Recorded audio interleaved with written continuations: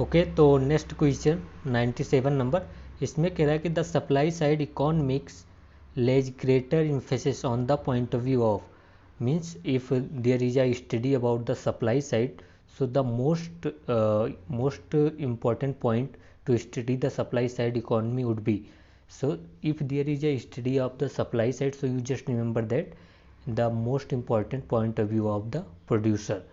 Okay, तो supply side most मतलब supply side जो होता है वो सबसे ज़्यादा अफेक्ट किसको करता है, प्रोड्यूसर को करता है, ठीक है। And if we talk about the demand side economy, तो demand side economics has greater emphasis on the consumer. तो एज वी नो दैट कि डिमांड किसके द्वारा रेज की जा सकती है, डिमांड के इंक्रीज होना है डिक्रीज होना है, it would B depend on the consumer, but supply increase and decrease is depend on the producers. Okay, so supply side is economy more focus on the producer and demand side more focus on the consumer. So let us see 98 number question. A consumer is said to be a equilibrium if, जब consumer को equilibrium level पर कब कहा जा सकता है, जब इसको तभी कहा जा सकता है तब he is able to fulfil his need with a given level of income. Okay, if the consumers income is as much that he is able to fulfil his needs, so we can say the consumer is at the equilibrium. Okay, तो first would be correct. Okay,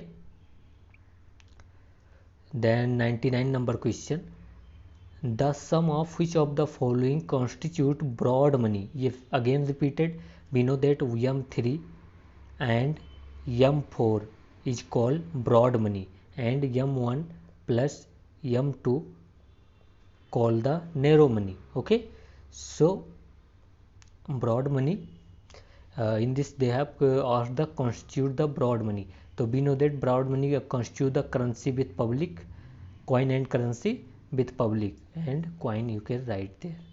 So coin and currency with public, demand deposit with commercial bank, not in even in the post office there is no demand deposit saving, but demand deposit with commercial bank.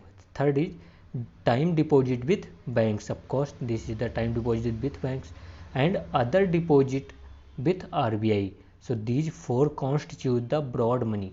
And one thing remember that if we go from m1 to m4, the amount of money would be increased, but the liquidity of the money would be decreased. Okay, so amount will increase but liquidity of the money decrease. So m1 is most liquid, you can say the m1 is the most liquid money, but m4 is the least. But if we talk about the amount of money that in that you can say in that, so if we talk about the m4, it has largest constitute the largest number of largest amount of money is in m4, as we know that m4 include coin and currency with public plus demand deposit with bank plus time deposit with bank plus the other deposit with RBI plus then the deposit with, you can say the you can say saving deposit or time deposit with post office bank. Okay, so these all post office bank deposit is also constitute in the m4. Okay, so that's why we call it is a largest chunk of money in the m4. I hope you have understood. Next question. So what would be correct answer in this? All of the four. So C would be correct. Okay, next is saying that which one of the following is not an instrument of selective credit control. Selective credit control means in this system RBI generally control the money, or you can say the loan distribution or credit distribution, not the you can say not the quantity of the credit but the distribution of the credit. So if we talk about the selective credit control, so regulation of the consumer credit, of course it would be under the selective credit control. Rationing of the credit means RBI कहता है कि banks please give the loan to the agriculture sector, please give the loan to the handicraft industries, weaker section, तो it is called the rationing of the credit. Okay, तो ये and B are correct. Margin requirement means as you know that collateral level, if we like आप समझिए कि if you have a 1 kg gold, okay, so RBI has a authority to decide कि 1 kg gold, if you are pledging the 1 kg gold, how much money you can get from the banks, either from the 90% or 70%. So it is the margin requirement means 70% of the collateral or 90% of collateral, it is decided by the RBI. So ये B and C, these are all three are the selective credit control. Variable cost reserve ratio CRR, we know that CRR or cost reserve ratio both are, you can say that these are the quantitative credit control, not the selective. So D would be correct. Okay, D would be correct in this. These are the selective credit control, but in this question has asked not, so D would be the correct. Bank rate implies the rate of interest at which the Reserve Bank of India discount the bill of exchange. Remember that bank rate is a rate of interest at which the Reserve Bank of India discount the bill of exchange, or either you can say bank rate is also the rate at which the Reserve Bank of India lend the long term lending activities, take the long term lending activities under the bank rate. Okay, so 101 तक हमने कर लिया. अब हम जो भी question आएंगे इसमें अब other exam like CAPF and CDS के क्वेश्चन होंगे. तो इसको स्टार्ट करने से पहले मैं आपको एक बात बता दूं कि जो हमारे PCS के क्वेश्चन अब आएंगे वो 1 लाइनर होंगे, और वो सारे जितना हमने किया है वो या तो फिर फैक्ट बेसिस होंगे, तो उस पर ज़्यादा डिस्कशन हम ना देते हुए बहुत फास्ट चलेंगे. ठीक है, बहुत फास्ट चलेंगे. तो अपने कमर की पेट क्या बोलते हैं, हाँ जो भी बोलते होंगे बांध लीजिए. ठीक है, अब हम उड़ान भरने चल रहे हैं. तो ये कह रहा है 102 बोल रहा है, PCS में पूछा हुआ है, बहुत फास्ट करेंगे. ये कह रहा है which of the following institution of office bring out the wholesale price index. Wholesale price index हम जानते हैं कि office of economic adviser under the ministry of commerce and industry. Okay, और अगर होलसेल प्राइस इंडेक्स की बात करें तो 2011-12 is the base year. Wholesale price index include only goods not service. Okay, but अब आगे अभी और आएगा ये WPI, तो हम उसके साथ करते रहेंगे. 103 सेइंग दैट कि given below are two statement, one is labelled as assertion ये and other is a reason. Okay, तो रीजन असर्शन बोल रहा है कि the government faces a tough time tackling the bottleneck inflation. Bottleneck inflation means supply side inflation. If there is a constant in the supply, so if the inflation is because of the supply side problem, that we call the bottleneck inflation. तो yes, अगर bottleneck inflation है तो उसको tackle करना government के लिए hard होता है. ठीक है, फिर यहाँ पर देखिए क्या कह रहे हैं कि the situation is due to deficiency existing in the economy such as the supply bottleneck and inefficient distribution. Of course that is also correct.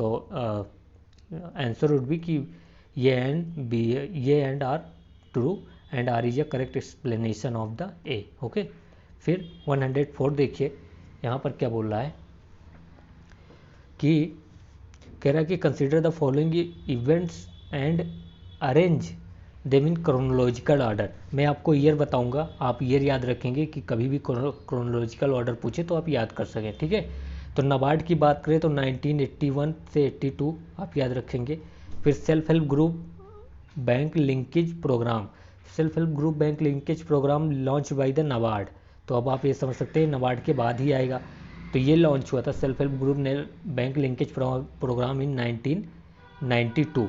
और इसके अंदर मतलब जितने भी कमर्शियल बैंक है they can link the self help group with their bank account और they can open the self help group bank account, okay, like SBI और Axis bank, Punjab national bank. तो ये सब सेल्फ हेल्प ग्रुप के bank account खोलकर उनको credit provide करेंगे और ये लॉन्च किया गया था नाबार्ड के द्वारा 1992 में, ठीक है। फिर हमारा थर्ड देखिए किसान क्रेडिट कार्ड प्लान। तो KCC की बात करें तो KCC भी हमें पता है नाबार्ड ने इशू किया था। तो नाबार्ड ने कब इसे किया था, तो 1998 KCC, okay, with the help of RBI, okay.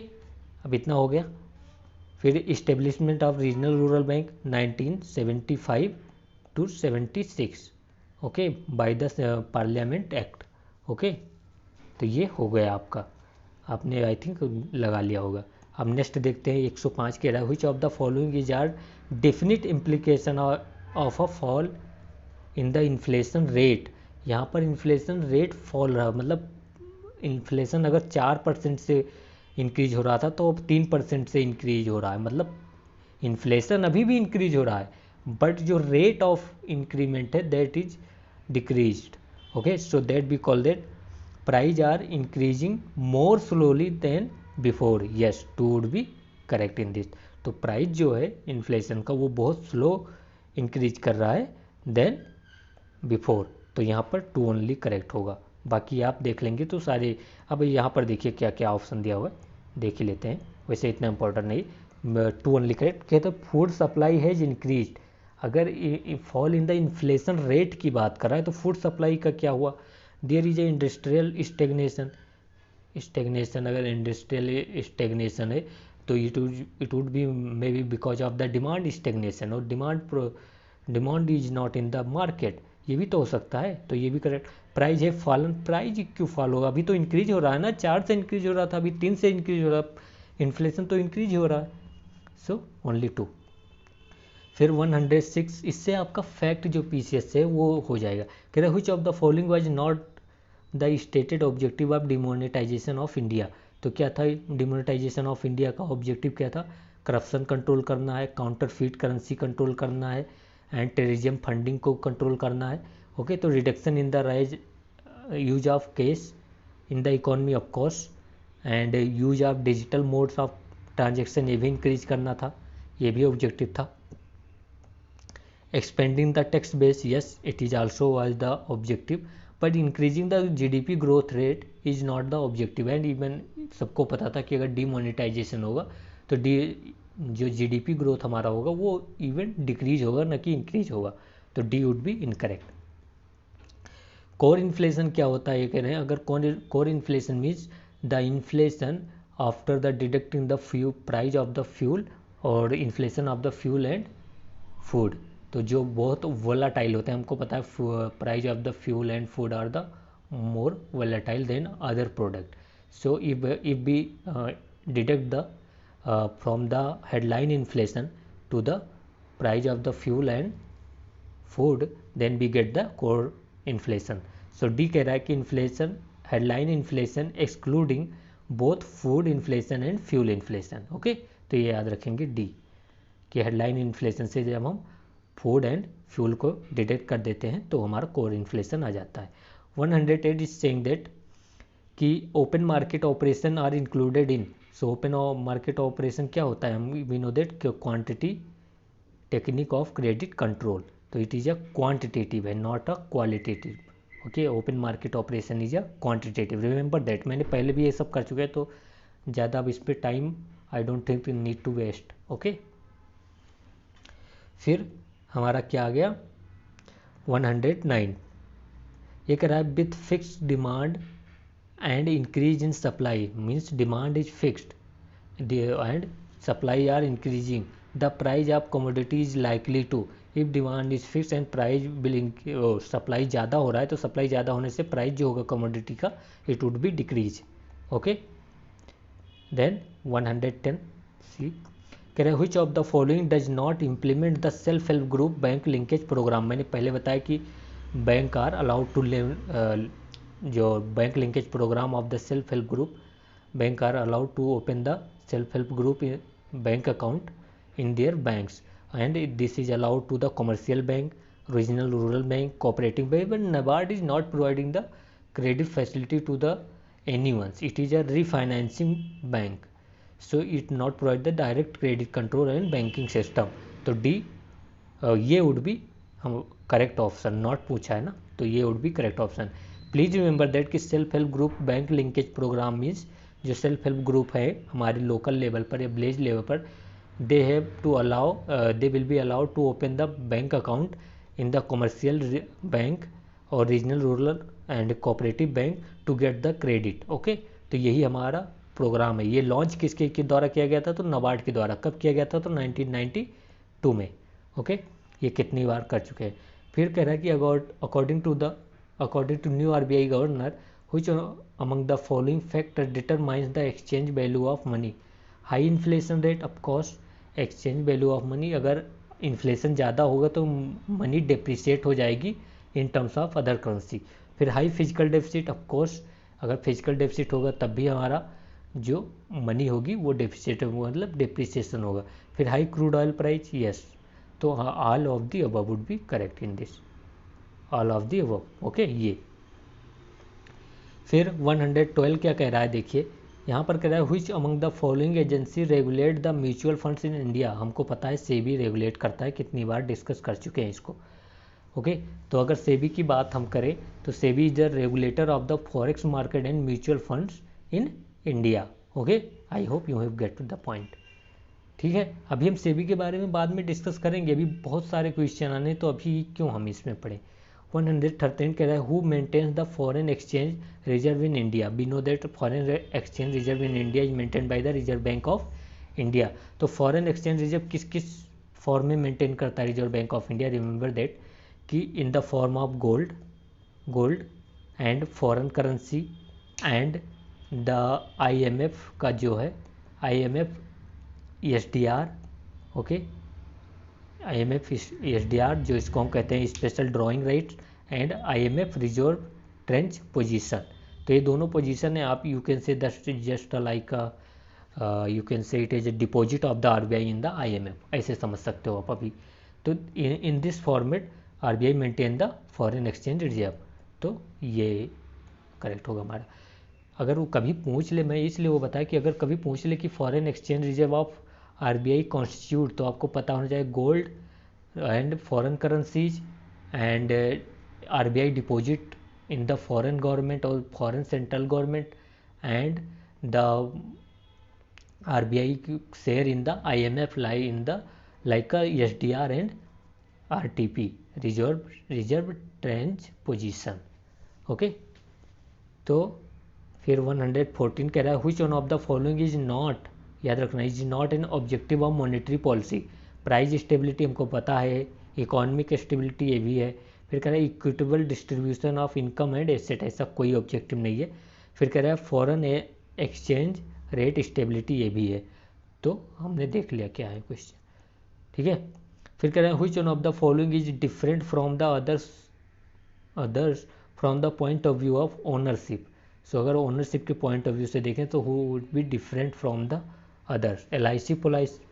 LIC policy, bank fixed deposit, Kisan Vikas Patra, हो गए सीधा Kisan Vikas Patra and debenture of a company. तो हमको पता है जो डिबेंचर ऑफ कंपनी होता है it is different from the others. Okay तो ये डिफरेंट है अदर से. किसान विकास पत्र में क्या होता है? It is a small saving scheme. Okay it is a small saving scheme for the किसान. अंडर दिस 10 किसान मिनिमम अमाउंट जो सेव कर सकते हैं इससे वो 1000 एंड मैक्सिमम इज अनलिमिटेड, मतलब there is no upper limit.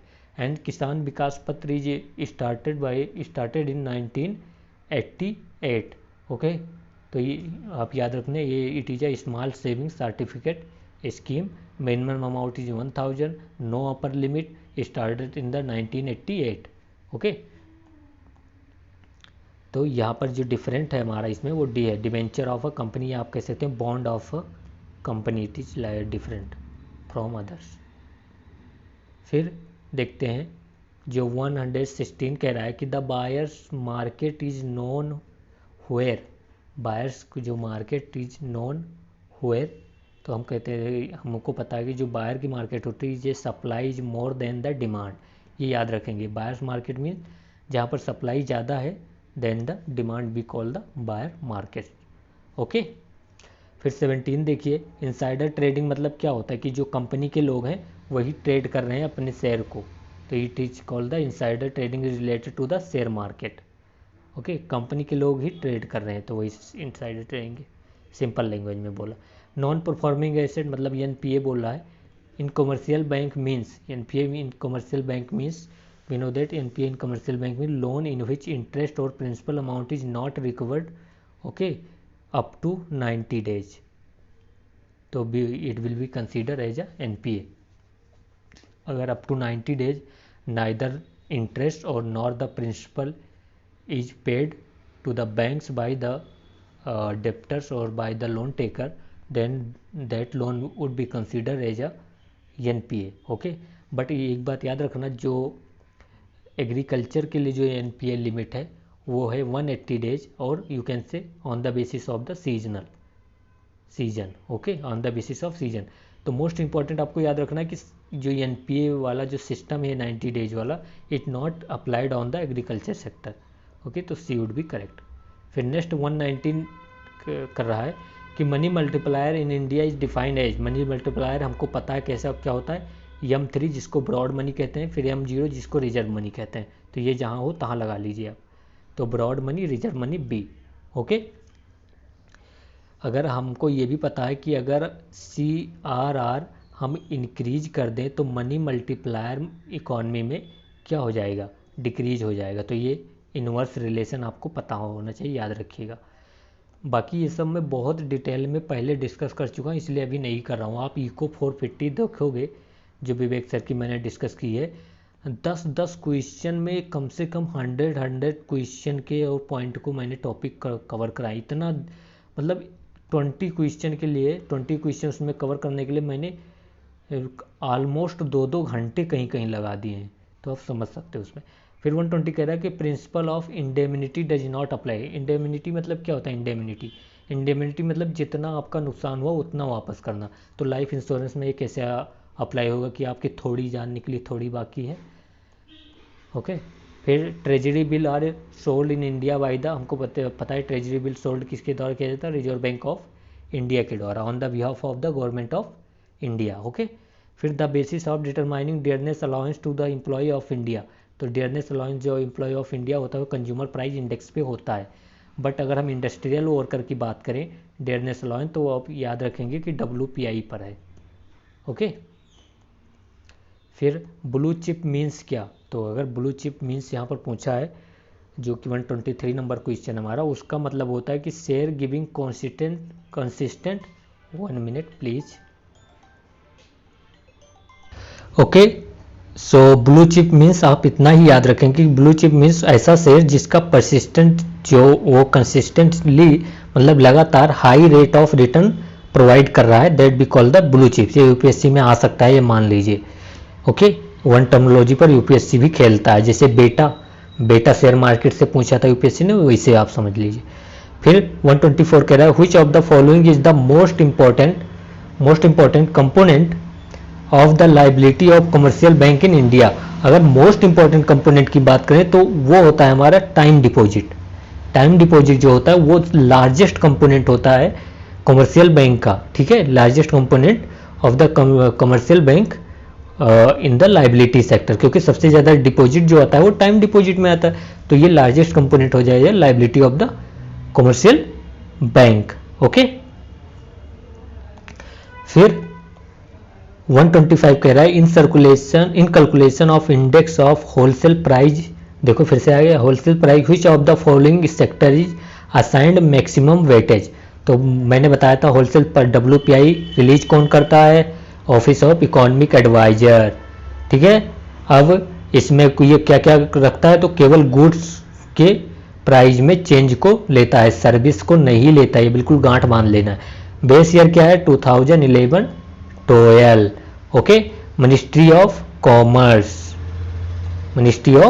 Commerce, okay, and If we talk about the sector, which sector this include, so this include the primary sector. Okay, so remember that it's include the primary sector, and also it is include the manufacturing sector and fuel and power sector. Okay, these three sector is included in this. Okay, so now if we talk about the share, so remember that the primary sector has 23%, fuel and power has 13%, and manufacturing has largest 65%. मैंने जो point है वो हटा दिया है याद रखने के लिए. तो पहले क्या होगा, manufacturing, then primary, then fuel and power. तो largest should be manufacturing. Financial inclusion can be encouraged, किसके थ्रू फाइनेंशियल इंक्लूजन आ सकता है? By issuing a specific letter of credit to the deserving beneficiaries. Of course letter of credit issue करके deserving beneficiaries को financial inclusion promote किया जा सकता है. ठीक है, फिर कह रहा है by providing banking service to the people of lower income group with zero और minimum balance. Of course by providing financial service to low income group. Of course तो all of the above would be correct. Okay, कोई issue? No issue. फिर 127 कह रहा है कि which of the following is not a function of Reserve Bank of India? Credit control. Of course it control the credit by the CRR, repo rate, reverse repo rate. फिर as a apex body of schedule commercial bank, ये भी function है. Formulation of monetary policy, ये भी function है. But credit creation is not a function of the RBI, क्योंकि credit creation RBI थोड़ी ना हमको क्रेडिट दे रहा है, आरबीआई थोड़ी ना फार्मर्स को क्रेडिट दे रहा है. तो credit creation is the you can say function of the schedule commercial banks और cooperative bank. Okay, so D would be correct. Not पूछा है ना, समझ रहे हो. फिर कह रहा है the rate at which the bank lend to Reserve bank of India is known as. तो रिजर्व बैंक ऑफ इंडिया जो बैंक जो होते हैं लैंड करते हैं to Reserve bank of India, that we call the reverse repo rate. Okay, जो bank देते हैं लैंड करते हैं आरबीआई को, तो आरबीआई किस रेट पर लेता है? तो रिवर्स रेपो रेट पर, और आरबीआई देगा तो रेपो रेट पे. ओके, तो ये तो एक सिंपल सी बात है ना. फिर कह द वर्ड एक्चुअरीज, ये याद रखना है एक्चुअरीज. तो अगर पूछे वर्ड जो है एक्चुअरीज वो किससे रिलेटेड है, तो ये होते हैं हमारे इंश्योरेंस प्रोफेशनल जो स्टैटिक देखते हैं and they calculate that and they find out that कि what would be the premium and how insurance sector would be work. Okay, so these are included in the these are related to the insurance. मैं fast करा रहा हूँ क्योंकि ये need है इसमें. which of the following is an asset for a commercial bank? Asset commercial bank के लिए क्या क्या होता है? लोन जो देता है वो एसेट होता है कमर्शियल बैंक के. बिल्डिंग वगैरह जो होती है वो एसेट होती है. तो credit to the farmers of course asset होगा कमर्शियल बैंक के लिए. डिपॉजिट जो होता है वो लायबिलिटी होती है, तो ये एसेट नहीं होगा. बोरिंग फ्रॉम आरबीआई, ये लायबिलिटी होगी, तो ये एसेट नहीं होगा. डिमांड डिपॉजिट ऑफ इंडस्ट्रीज, ये भी लायबिलिटी होगा, तो नहीं होगा. तो credit is only the asset for the banks in this. फिर कह रहा है कि which of the following statement is not correct regarding the Reserve Bank of India? Okay, कह रहा है to it issue all type of currency note. All type of currency note नहीं, 1 रुपी जो नोट होता है वो हमारे गवर्नमेंट आप कहते हैं गवर्नमेंट ऑफ इंडिया इशू करती है. And the signature on the 1 rupee note with the finance secretary. So it is 1 rupee note and all coin, 1 rupee note and all coin are issued by the government of India under the coinage act 1909. Okay, all thing you will remember. तो यही हमारे Reserve bank of India का function नहीं है, बाकी सारे हैं. It function as a branch bank of the government of India. Yes, it functions as a banker to the government or debt manager of the central and state government. It is a bankers to bank. Yes, lending of the last resort. It exchange foreign currency. Yes, controller of the forex reserve. So all it would be. फिर देखते हैं 132. ये कह रहा है the term plastic money. Plastic money मतलब credit card and debit card. Simple से याद रखो. तो credit card main issued by the banks and debit card is also called the plastic money. 1 minute. Okay, so 133 is saying that कि देखिए यहाँ पर ये कह रहा है कि which one of the following is not the function of the RRB. तो RRB का फंक्शन हम कितनी बार देख चुके हैं कि फर्स्ट कह रहा है कि to provide credit to small and marginal farmers है, to provide credit to the common people in rural areas, it is also to supplement schedule commercial bank. यहाँ पर सप्लीमेंट बोल रहा है, रिप्लेसमेंट नहीं कह रहा है, तो ये करेक्ट हो जाएगा। फिर कह रहा है to take over the function of agriculture refinancing corporation of India, it is the NABARD. Okay, so ये हमारा सही हो जाएगा, नॉट पूछा था। फिर 134 बोल रहा है कि in India currency note issued system is based on the, तो मिनिमम रिजर्व सिस्टम। तो करेंसी नोट जो आरबीआई इशू करता है उसके बैकअप में क्या होता है, तो मिनिमम रिजर्व सिस्टम होता है। So you need to remember this. Okay, so currency note issue on the basis of the minimum reserve system. And in minimum reserve system में क्या होता है, गोल्ड होते हैं, वही सेम गोल्ड होता है, प्लस फॉरेन एक्सचेंज जो हमारे पास होता है फॉरेन करेंसीज अराउंड 200 करोड़। तो जैसे हमको पता है कि आरबीआई को अगर मनी इशू करना है तो उसको एसेट एंड लायबिलिटी का मैच होना चाहिए, ठीक है। तो वो एसेट एंड लायबिलिटी का मैच को, जो एसेट को कहते हैं वो होता है मिनिमम रिजर्व सिस्टम। ओके, तो मिनिमम रिजर्व होना चाहिए आरबीआई के पास to issue the currency notes in India. Okay, फिर कह रहा है कि वहाँ पर यूपीएससी कह सकता है कि मैक्सिमम रिजर्व होना चाहिए टू इशू, तो आप याद रखेंगे which among the following is not a speculator in the stock exchange. तो ब्रोकर, ये कोई स्पेकुलेटर स्टॉक एक्सचेंज में नहीं होते, ठीक है, यहाँ पर आप ये याद रखेंगे। फिर 136 कह रहा है कि central cooperative bank work at, तो यहाँ पर डिस्ट्रिक्ट लगाना भूल गए मतलब डिस्ट्रिक्ट लेवल पर वर्क करता है। अगर हम स्टेट में कोऑपरेटिव बैंक का स्ट्रक्चर देखें तो it would be like a, you can say that it would B 1 minute, yes, it would B at the local level primary agriculture credit societies, at the district level district central cooperative bank, and state level state cooperative bank.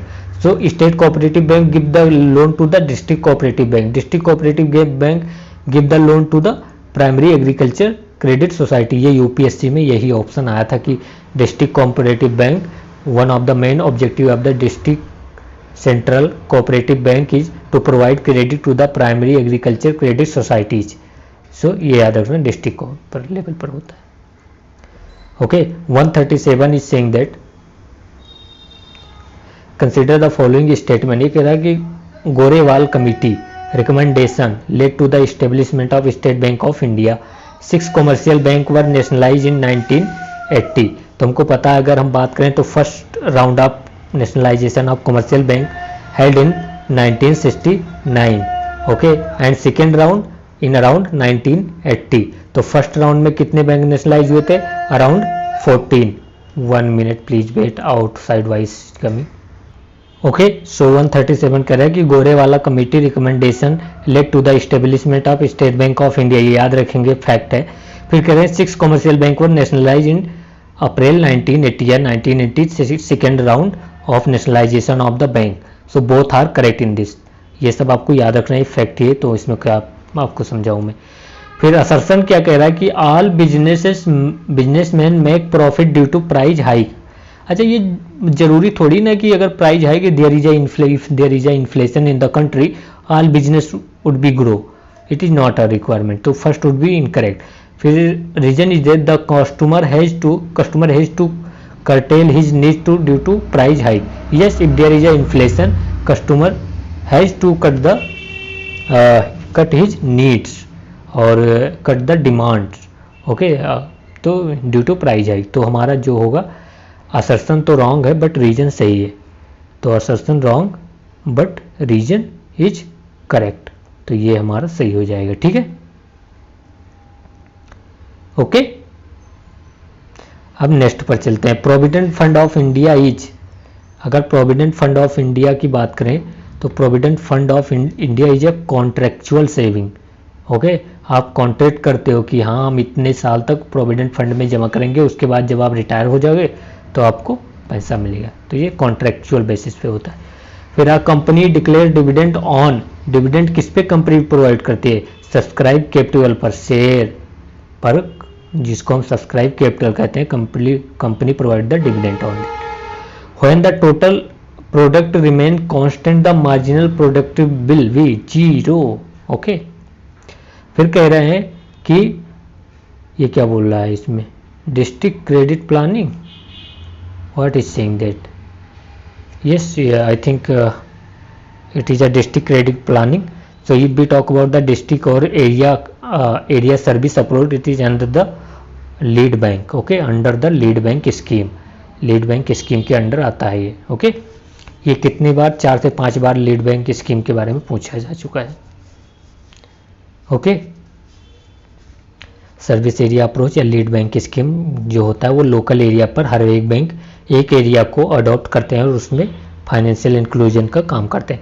Bhandari committee is related to what, so याद रखना regional rural bank restructuring. Okay, तो RRB से related है, इतना ही याद रखोगे तो काम हो जाएगा। फिर क्या, which of the following is a bond through which Indian entities can raise money from foreign market in rupee and not in the foreign currency, that we call the masala bond. तो masala bond is issued by the Indian entities और companies in the foreign market in the rupee denominated. फिर 145 financial sector reforms India consist of, reforms in India consist of, तो financial sector reforms की lowering of down of the CRR and SLR, of course it is related to the financial sector और financial intermediaries like bank. Okay, फिर entry of private forms in insurance sector, yes insurance sector is also part of the financial sector. Okay, फिर C D regulation of the interest rate, yes that is also, तो A B C means all of the above. फिर 146 क्या है, consider the following statement, कह रहा bank rate is the rate of interest at which RBI charge it's client on their short term, short term नहीं यहाँ long term, तो ये incorrect हो गया। फिर कह रहे repo rate is the rate of interest which RBI charge it's client on their long term, नहीं यहाँ शॉर्ट टर्म होना चाहिए, मतलब दोनों इंटरचेंज कर दिया, तो यहाँ पर दोनों इनकरेक्ट थे हमारे।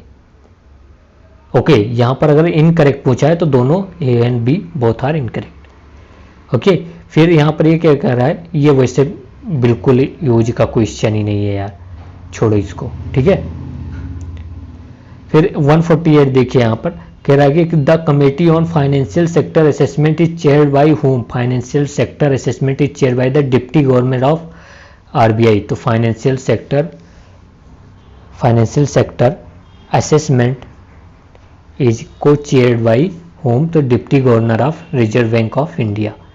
फिर देखिए reserve bank of India issue currency notes against which of the following, तो गोल्ड होना चाहिए, मैंने पहले बता दिया गोल्ड होना चाहिए, फॉरेन सिक्योरिटी लाइक इधर फॉरेन सिक्योरिटीज बॉन्ड और फॉरेन सिक्योरिटीज शेयर और फॉरेन गवर्नमेंट शेयर और फॉरेन गवर्नमेंट बॉन्ड और either government of India securities, so all of the consider the asset of the RBI and as per the minimum asset reserve RBI issue the currency, तो all of the above would be correct। okay, meaning of a company limited by share, तो company if limited by the share that company we call the restricted liability of holders।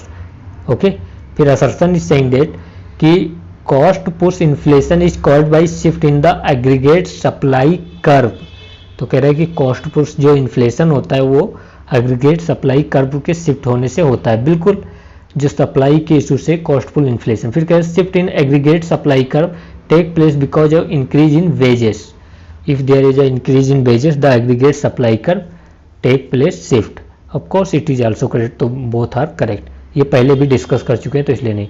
फिर कह रहे हैं the most volatile part of the organise money market in India is, most volatile would be call money market issued by the bank to raise the money। okay, तो most volatile होता है वो। फिर कह रहे हैं कि the volatile in the Indian share market is due to volatility, जो होती है volatility मतलब कभी प्लस बहुत ज़्यादा हो गया, कभी बहुत ज़्यादा नीचे, बहुत ज़्यादा ऊपर, बहुत तो the volatility in the Indian share market is due to, तो यहाँ पर देखिए क्या कह रहे हैं। फर्स्ट ये कह रहा है कि inflow and outflow of foreign funds, of course it would be reason. Okay, फिर यहाँ पर कह रहे हैं fluctuation in the foreign capital markets, yes that is also. फिर change in the monetary policy, changes in the monetary policy. So of course 1 is correct, 2 is correct, and changes in the monetary policy. Monetary policy changes should be affect the volatility in the share market. Let us see the option, then we will sure. So there is the we have told that 1 A and B are correct. So yes, जो changes in the money market is also correct. Okay, आप याद कर लेना वो. C is correct in this. Because अगर हम बात करें changes in the monetary policy changes में increase and decrease in the repo rate. अगर increase and decrease in the repo rate होगा तो investment क्या होना है किसी भी कंपनी में या इकोनॉमी में कितना इन्वेस्टमेंट होगा, that is depend on the loan interest rate in India. So yes, C also correct. Okay, बाकी अगर आपका कोई पॉइंट हो तो आप बता सकते हैं, वो भी कंसीडर किया जाएगा. करेक्ट टिक मार्क कुछ ऑफ द इज इनकरेक्ट पूछा है इसमें. करें inflation indicate the rise in the price of a basket of commodities on point two point basis. Point two point basis. Okay, इसको होल्ड रखते हैं. फिर कह रहे हैं कि the inflation rate in India is calculated on the basis of the wholesale price index.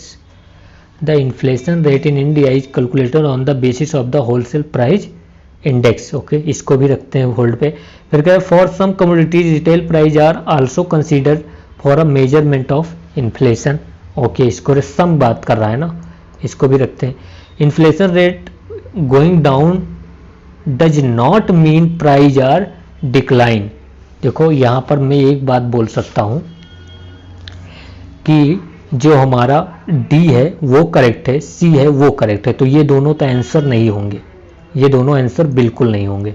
फिर कहते हैं the inflation rate in India is calculated on the basis of wholesale price index.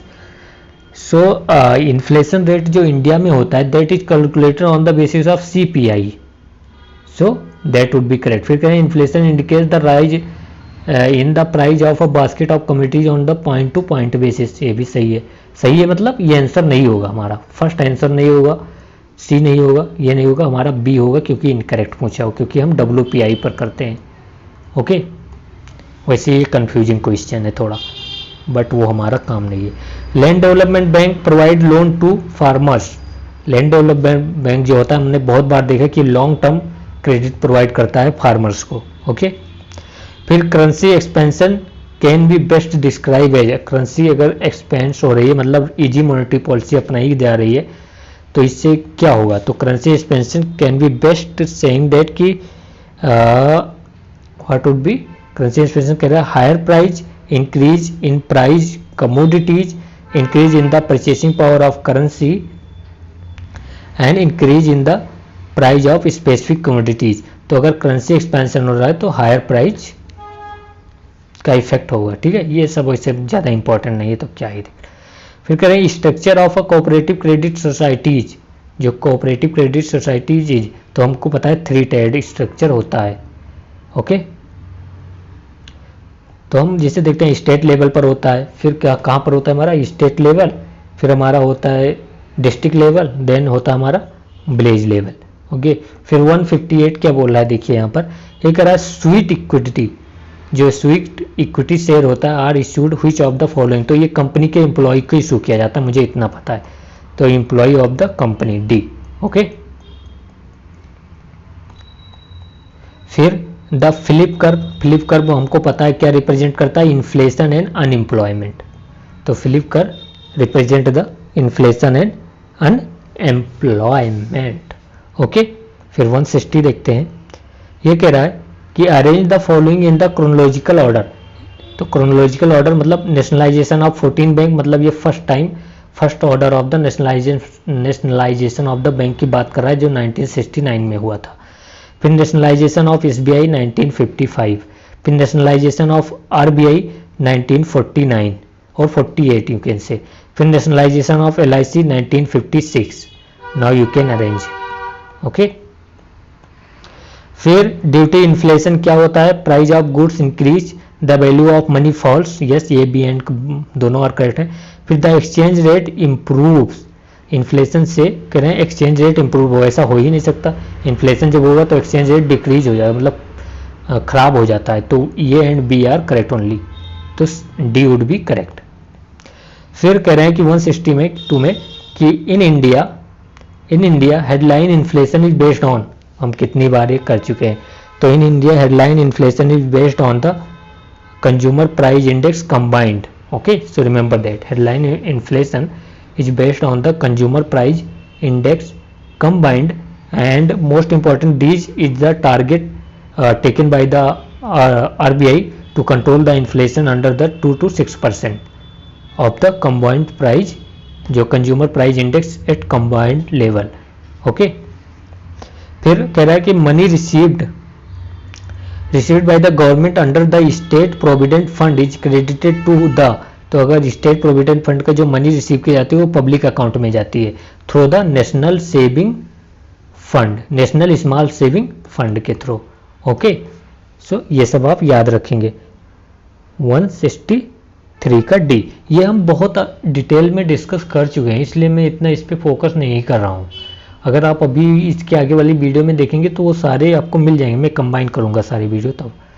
फिर कह रहा है कि which of the following situation can lead to inflation, inflation कह रहा है rapid growth of aggregate demand over वेनिंग supply of cost, अगर demand जो है ज़्यादा हो जा रही है टू द सप्लाई तो it would be cause the inflation. Okay, फिर सीडीएस का क्वेश्चन आ गया तो अब इस पर थोड़ा ज़्यादा टाइम देते हैं। तो ये कह रहा है कि which of the following situation can lead to inflation, तो अगर इन्फ्लेशन की बात करें तो इन्फ्लेशन कब होगा इकोनॉमी में ज़्यादा, जब हमारा जो डिमांड है वो बहुत ज़्यादा हो जाए देन द सप्लाई, तो ये फर्स्ट तो हमारा इसमें सही हो जाएगा। सेकेंड कह रहा है sluggish growth of aggregate demand, sluggish मतलब बहुत स्लो ग्रोथ, अगर डिमांड की ग्रोथ ही नहीं है तो क्या इन्फ्लेशन होगा। फिर कह रहे reduction in the money supply, if there is a less money in the market the people will be demand less, तो it will not cause the inflation. फिर higher level of unemployment, higher level of unemployment means the public has less money to spend, and if the public has less money to spend the demand of the goods and service would be less, so it not cause the inflation। okay, I hope you have understood। फिर 165 देखते हैं, ये कह रहा है which of the following policy help to raise interest rate ambiguously and thereby lead to a appreciation of currency, तो in which case appreciation of currency would be lead, मतलब appreciation of currency मतलब क्या, अगर $1 50 का था तो अब वो 30 का हो जाए तो यहाँ करेंसी अप्रिशिएट हो रही है। ठीक है, तो कह रहे हैं कि expansionary physical and monetary policy of course it would not cause, ये तो डिप्रिसिएशन हो जाएगा। फिर कहें contractionary physical and monetary policy, no, अगर कॉन्ट्रैक्शनरी जो फिजिकल पॉलिसी है तो इसका मतलब एफडीआई हो गया, एफपीआई हो गया, हमारा फॉरेन इन्वेस्टमेंट हो गया, इस सब पे बहुत ज़्यादा रिस्ट्रिक्शन है। And if there is a more restriction on the foreign investment it will be cause and it will be cause the depreciation of the currency। Okay, तो ये भी हमारा गलत, ये भी गलत। करें contractionary physical policy and expansionary monetary policy, no, इसका भी नहीं होगा कुछ भी, सेम थिंग है ना। एफडीआई एफपीआई के लिए कितना रोक लगाओगे, तो हमारे पास डॉलर कमी हो जाएगी और डॉलर की कमी हो जाएगी तो रुपी वुड बी डिप्रिशिएट। कहते contractionary monetary policy means money supply in the market you are decreasing, and expansionary fiscal policy means you are allowing the foreign investment or flow of the foreign currency in India। yes, it would cause the appreciation of the currency। okay, फिर 166 देखिए आप, कह रहा है कि which one of the following is a measure that can be used by the government for combating inflation। तो first कह रहा है यहाँ पर देखिए, कह रहा है कि increasing the non plan expenditure on defence and police. Okay, अगर if you government want to combat the inflation it would decrease the money supply in economy, but in this scenario the government is paying to the and increasing the expenditure to police, defense, so means ultimately the money is going to the public, and if the money is going to the public or increasing to the public demand would be increased and it cause the inflation। तो 1 would be incorrect, ये would be incorrect. Then next सही time B देखिए, कह रहा है providing more subsidies to the on export, if you are providing the subsidy on the export, again you are promoting the inflation in Indian economy. Okay, so B would be also incorrect. फिर कहें increasing the rate of interest on saving and fixed deposit. Yes, if government or you just say that कि if the RBI or if the commercial bank especially increase the rate of interest on the deposit, the public deposit more money in the banks than the holding the cash.